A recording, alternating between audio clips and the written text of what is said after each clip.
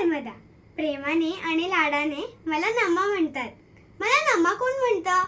आई म्हणते, बाबा म्हणतात आणि माझा विठुराया. आता विठुराया कोण हे विचारू नका हा. जर का तुम्हाला विठुराया माहिती नसेल, आवडत नसेल, तर मला तुमच्याशी बोलायचंच नाही.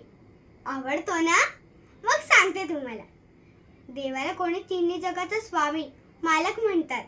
कोणी मायबाप, माऊली मानतात. माझा विठुराया मात्र माझा मित्र आहे, सखा आहे.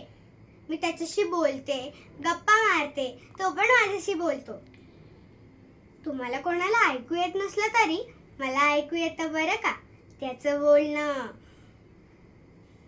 विठुरायाशिवाय माझा आणखीन एक सखा सवंगडी आहे, पांडू.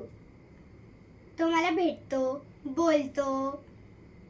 त्याच्याकडे ना छान मोरपीस आहे आणि तो आहे ना छान बासरी सुद्धा वाजवतो.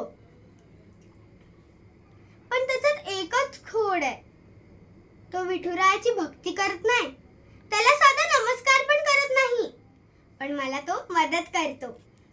एका दुष्ट म्हाताऱ्या माणसाने आमच्या देवळाला कुलूप लावलं होतं.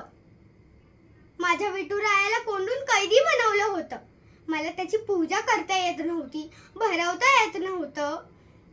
मला त्याला बंदिवासात बघून खूप रडू येत होतं.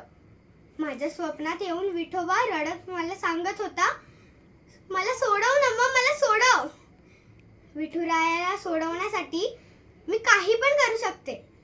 विठुरायाला सोडवण्यासाठी मी त्या वाईट म्हाताऱ्याशी लग्न करायला पण तयार झाली होती.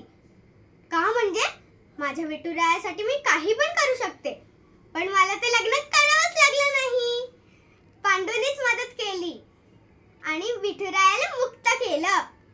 मला पांडू खूप आवडतो, पण सगळ्यात आवडता विठुरायाच आहे. हे पांडूला सांगू नका हा.